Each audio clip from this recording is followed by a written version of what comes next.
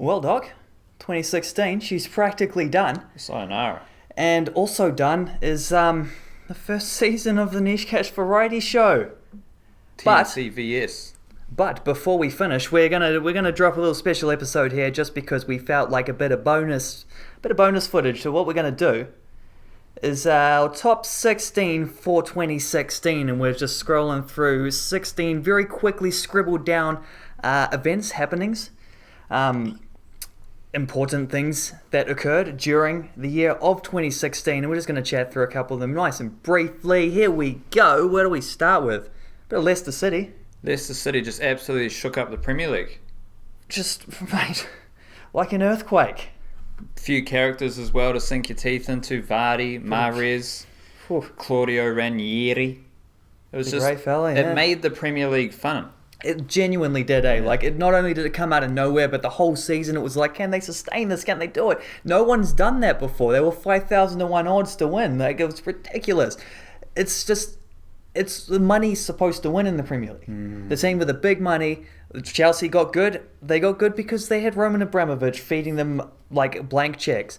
Manchester City got good. Well, they had the sheikhs dropping endless dollars on them. Manchester United got good. Well, they were already rich. They had the biggest stadium in England. Arsenal got good. Well, they were already also pretty good by the time the Premier League started, you know. They were. Stumbled on a fella named Arsene Wenger, but, you know.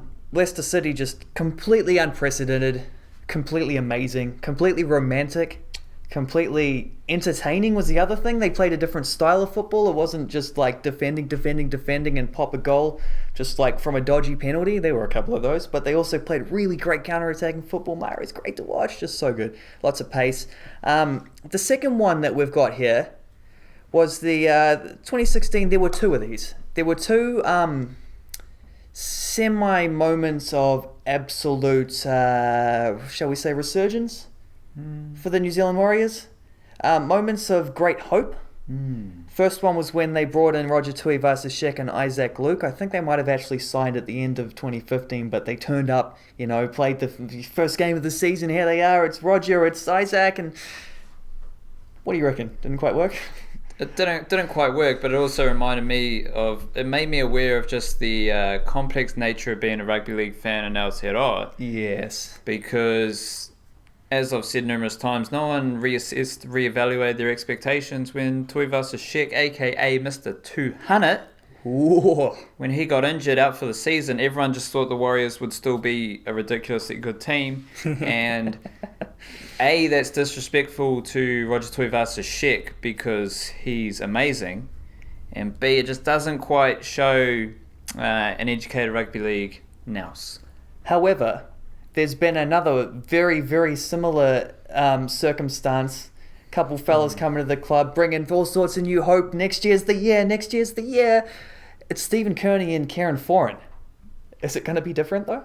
Well, once again, we've got a little caveat with Foran and whether he's actually going to be allowed to play. I think if Foran does play, it frees up Johnson so much more, and I think we're going to see that combination do real well. And then Kearney, well, he's talking it up, but the thing, it doesn't matter. It simply doesn't matter. It doesn't matter who you are.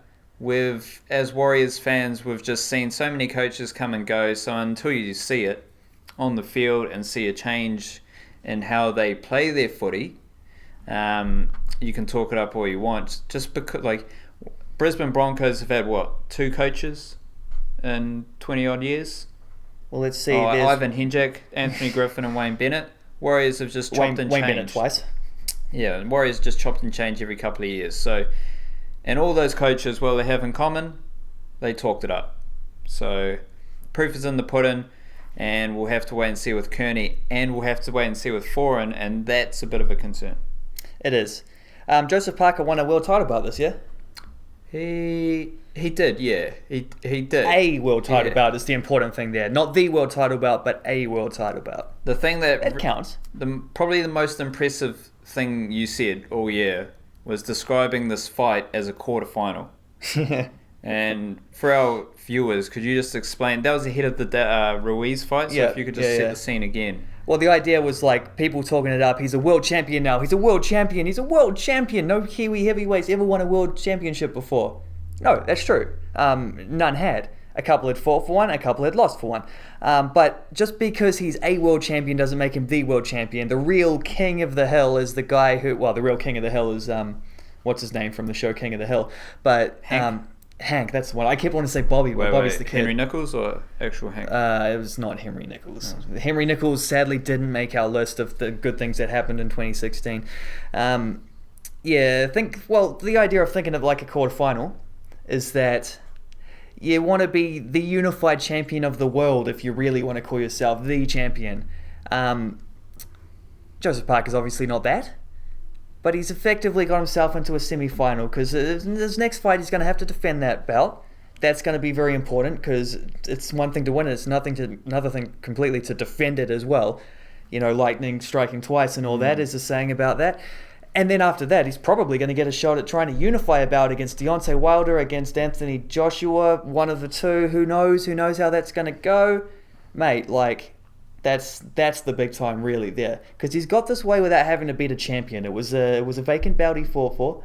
Once he beats a champion, well, I think we've got something very serious to brag about when that happens. We don't have him on our list, but I'd like to anoint Conor McGregor as the most... Oh, why is Conor McGregor not on the list? Just the all-round top. Like entertainment, skill, the way he conducts himself, the way he goes about his business, just all-round awesome. LeBron James, the Cleveland Cavaliers, and the Cubs. Wildcard. Chicago Cubs. This is your domain as our American aficionado. I was, anti-LeBron.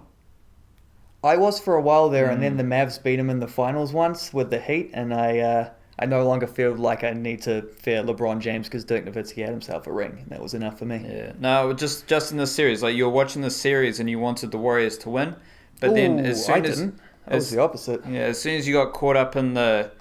This is a dude who is single-handedly with support, but he's, as you said in the previous episode of the Variety Show, basketball's the sort of sport where you need your best players to really perform, and as sports lovers ourselves, we saw that. We saw LeBron James lead his hometown team to an NBA championship, and...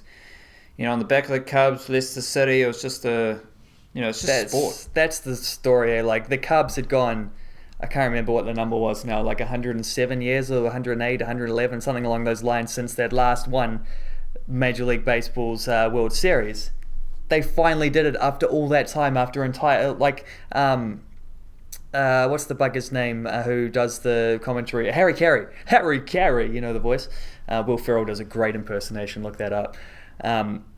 I don't think they won a World Series in his lifetime. Like, that's incredible. He's the voice of the Cubs, and that never happened. And so that's just, like, incredible that they did that. And incredible that the bloody Cleveland Cavaliers, Cleveland had a title. Whatever happened to God Hates Cleveland? And I think what you said about LeBron, like, so many narratives in that NBA Final Series, so many different things, from Draymond Green kicking people in the nuts and getting suspended, and from, Cleveland winning their first title, all these things. But I think we're going to look back in time and we're going to say LeBron James's performance in those finals was like one of the legendary finals performances in the history of that sport. He was untouchable. That block in the Game 7 is probably the finest moment of basketball I've ever seen in my life. Nick Alevo, you've written down Steven Adams' contract. I'm going to rebut that. I would say the stuff that earned Steven Adams' contract. I'm going to say Steven Adams' baseball pitch pass was just the single most glorious Kiwi sporting moment of the year.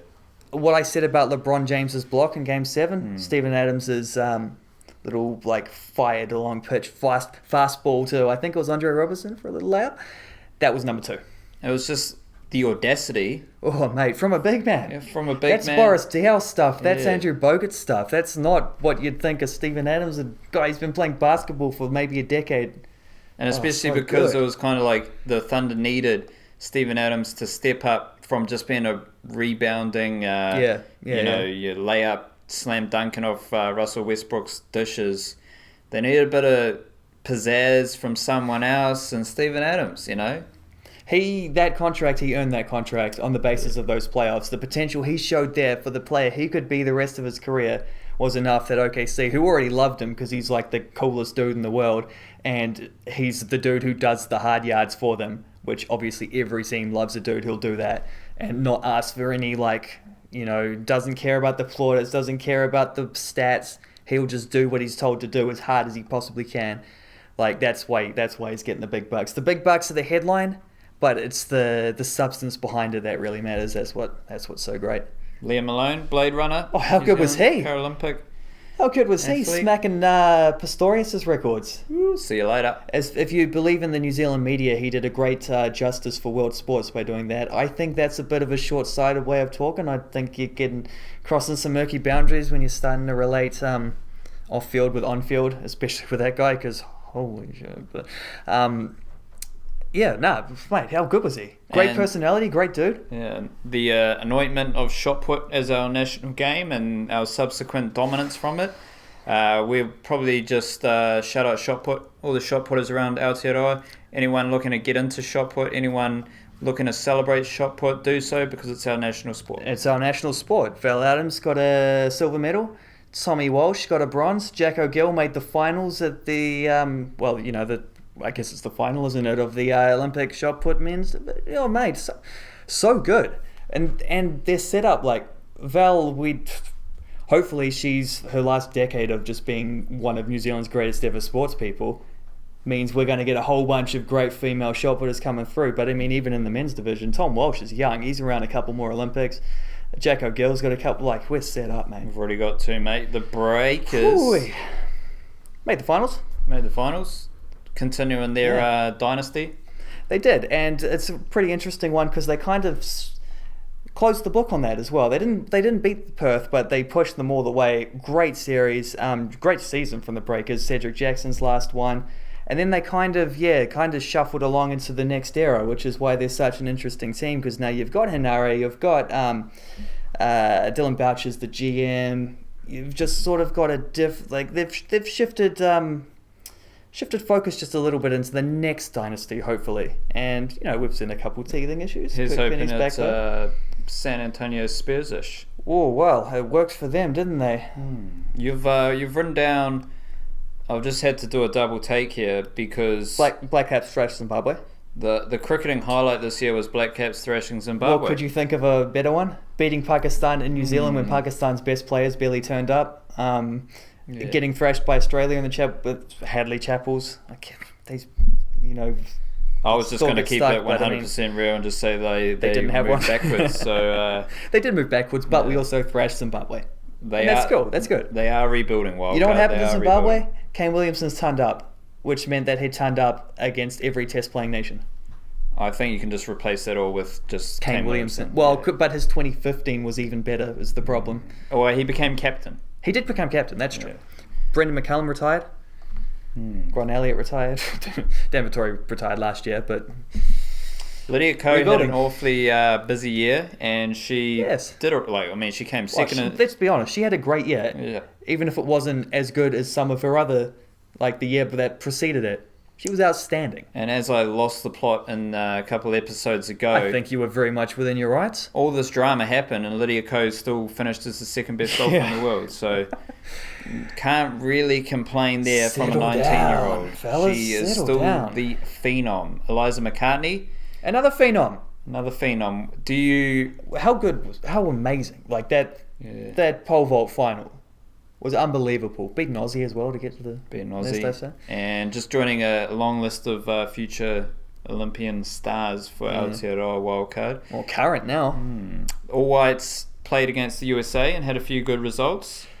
Well, good enough compared to the previous results. Yeah, good performance against Mexico where I think they lost 2-1, but then they came out a few days later and beat America. Both games in America. It was just... Remember the All Whites at the World Cup 2010? Sure do. Keeping on that fine All Whites tradition of not winning, but also not losing. How do you feel about the All Whites right now, given the previous failures and how their results this year? Well, that's the one thing that that little tour of America is the one thing we've got that's legit, the evidence that the Hudson era is working the way it should. But, you don't get that many opportunities to see exactly where they stand against better teams. So we'll find out as they hopefully advance into the old World Cup playoffs. And the Confederations Cup as well, let's not forget that. Going to get to play Russia, that's going to be fun. Fijian Sevens won a gold medal. Fantastic. Probably one of the heartwarmers of the year. Just all around that awesome. And Leicester City. Less heartwarming was Ronaldo dominating the world of football. Won the Champions League with Real Madrid. Wasn't at his best at all, but he got to score the winning penalty. Normally takes the first penalty in shootouts. This time he waited until the end so he could take the last one, celebrate in front of the cameras, knew exactly where they were. Won the Euros with Portugal, got injured early in the first half and they won it without him in extra time, but got to lift the trophy. And then won the Ballon d'Or once again. I mean, say what you want about the dude's character, and I think it's a little bit overrated. I don't know how you can... It's like the Justin Bieber syndrome, right? Like, what do you expect when you give this guy heaps of money, all the license to do whatever he wants? People adore him. He doesn't get to have a real conversation with anyone because everyone else thinks they're worse than him. Like, how do you expect him to behave? Of course he's going to love himself. Usain Bolt and Michael Phelps continue to dominate the Olympics. And closed out their careers in fine style, didn't they? The all-round best ever sporting photo. Greats. Best ever sporting photo. Usain Bolt bursting away from the battlers behind him. When he turns around and he's laughing as the pic's taken. Yeah, that's and fantastic. the All Blacks lost to Ireland wildcard. Oh, did they? Yeah. I didn't see that one. 2016, mate. Catch you next year, son. We'll do this all again.